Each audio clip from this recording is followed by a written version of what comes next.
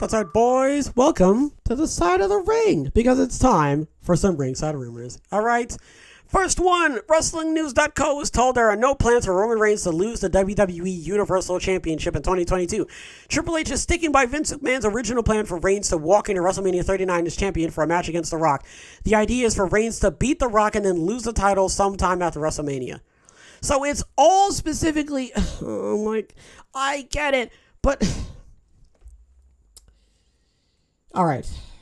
I'm mulling this over in real time. Why? I know. Okay. Why does that have to be at WrestleMania? If he's going to lose, you don't need to do it at WrestleMania. He's losing. You're doing it at WrestleMania, which is going to have people think that The Rock is going to win. He's losing. Don't do that at WrestleMania. If The Rock is going to lose, don't do it at WrestleMania. Do it at Survivor Series. Do it at SummerSlam. Do it at the Royal Rumble. Do it at another... big pay-per-view. Don't do it at WrestleMania because you're going to give people the idea that that The Rock is going to win. If The Rock is losing at WrestleMania, you're going to have the ending of WrestleMania be a heel win. You don't want that.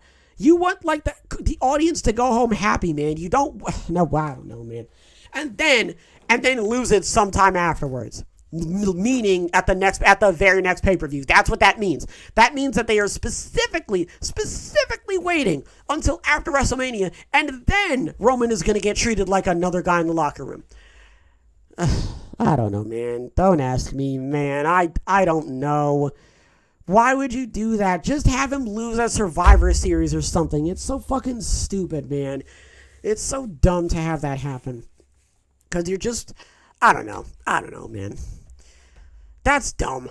On a related note, Dave Meltzer writes in the Wrestling Observer newsletter that WWE wants to make Reigns the legend for this generation. He is. You don't have to have him beat The Rock at WrestleMania for that to happen, though. He could beat someone else. Also, he already fucking beat The Undertaker and John Cena and Brock Lesnar. What do you mean? He was in the Shield. What are you talking about? He's already a legend. What are we doing? What are you talking about? That's like saying, I'm going to make Elton John a legend. Oh, really? You are? Oh. What are you going to do? I'm going to manage him. I'm going to manage his music career, and we're going to take off. Okay? Oh, okay. So up until this point, he's just been playing for fucking pennies, I see. He's been fucking showing some skin on the side of the street, waiting for somebody to throw a quarter in his fucking hat. Okay. Yeah. Makes sense. Okay. Multiple outlets have debunked the claim that the Young Bucks literally kicked the door down ahead of their backstage. I could have told you that one. With CM Punk at All Out, it was just an expression to indicate they aggressively entered his dressing room. See? Oh my God, man. I get in trouble for this shit all the time. Ronald, it was a joke. It was a joke, Masso. I was joking. Okay? Why the fuck? Obviously, Masso, I'm not obviously gonna fucking do that, man. Why would I do that? What do you mean? Oh, well, gosh, you're making Dean upset. That's because Dean is an old fart, okay? And he's a doofus, and he thinks that every single thing that comes out of everybody's mouth is exactly the truth, okay? Because he's a doofus, okay? He's got that big head, and all it's filled with is a bunch of thoughts about Ice Cube, okay? Gosh, he takes like everything I say at face value. But that's the problem with being so embroiled in sarcasm that anything, even when you're being the most sarcastic, people think that you're being serious. But that's the point of sarcasm. You're supposed to say it like you're being serious, but you're fucking obviously not, man. Well, obviously I didn't why would I kick the door in? How would that help anybody?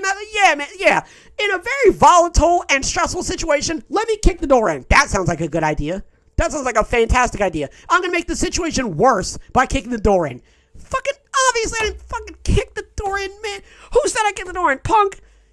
Oh my God, man. Why do you think Punk said that? Could there possibly be any motivation or reason as to why Punk specifically said, they kicked the door in? Y'all are... Anyway, this is my favorite part, by the way. MJF is among the neutral parties along with Mega Parek. Did I say that right? Mega Parek. I might be saying that wrong, but if I am, I apologize. MJF is among the neutral parties being interviewed as part of the investigation in the post All Out brawl, per Wrestling Observer News. I love that.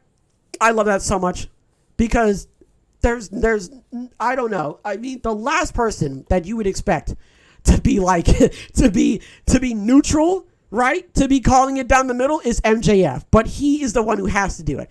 Which I love. And obviously he's going to be professional about it. He's not going to be petty. I doubt he is, right? So I'm really curious to see what he's going to say. I want to see what he's going to say. While Punk has been rubbing people in the AEW roster the wrong way for a while, a Fightful source said blaming him for all locker room issues is unfair. Which is fair. Okay. Which is fair. Let's be honest. Punk is not the be all and end all of that place. If Punk left, that does not mean that there would not still be drama going on backstage. Okay? There's drama going on in the women's division. You think that's Punk's fault? Is that automatically linked to Punk? No. Okay? There was a bunch of shit going on before Punk was even thought of showing up. So to say that Punk is like the sole proprietor of the shit that's going on in here, it's first of all, it's unfair to Punk. Okay? It's unfair to Punk. You can't be doing that. But to say that Punk is the reason for like 30% of the shit that's going on, that's fair to say. But he's not responsible for all of it. He's not. Okay? Fuck CM Punk, but at the same time, like, come on. Like, let's back off a little bit until we hear everything that's going on. As mentioned in his promo on Dynamite, Fightful Select reports Jon Moxley was scheduled to take time off after All Out, returning when AEW is in his hometown of Cincinnati in October. Instead, he returned to help lead the pre-show talent meeting and take part in the World Title Tournament. Ever since that, man, everybody's been like, yo, shouts out to my man. Shouts out to Jon Moxley. And just his overall decorum, his professionalism, his responsibility, his actions, okay? His lack of action, okay? Because a lack of action is just as good as action, all right? His motivation, his drive, all right? Shouts out to Jon Moxley, man. That guy, that's why I said, man, I agree with most people, bro. Just give him the title. Don't have a tournament. Just hand it to him. Make it a big thing. Make it a big show.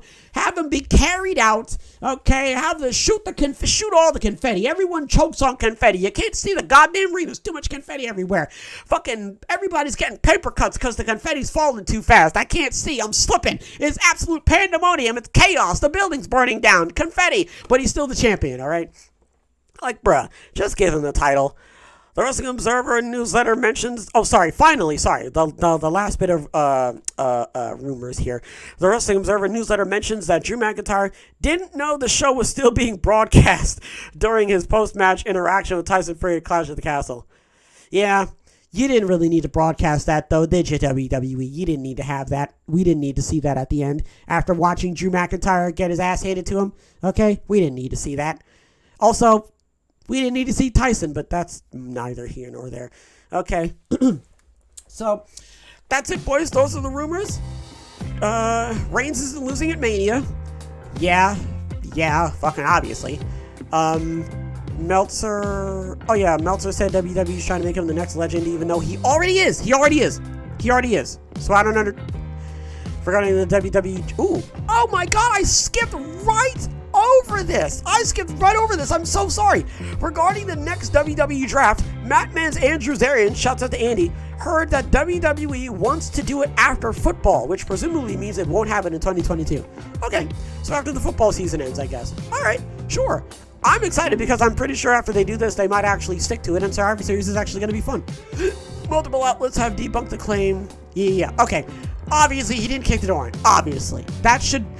I say this all the time, that should go without saying. The fact that I have to mention it speaks volumes to just how everybody is a fucking dunce cat, man. God. Obviously didn't. MJF is among the neutral parties, which says a lot. It says a lot. And I can't wait to see what he says. You can't blame Punk. You can't blame Punk for everything. You can't. That's unfair. Let's see, what else? Shouts out to Jon Moxley. He's an absolute fucking maverick and the greatest goddamn wrestler I've ever seen. And Drew McIntyre didn't know the show was still being broadcast, but that's okay because I wish it wasn't. Boys, that's gonna do it for Ringside Rumors. I know everybody has a wonderful rest of their day, and I will see you all in the next one.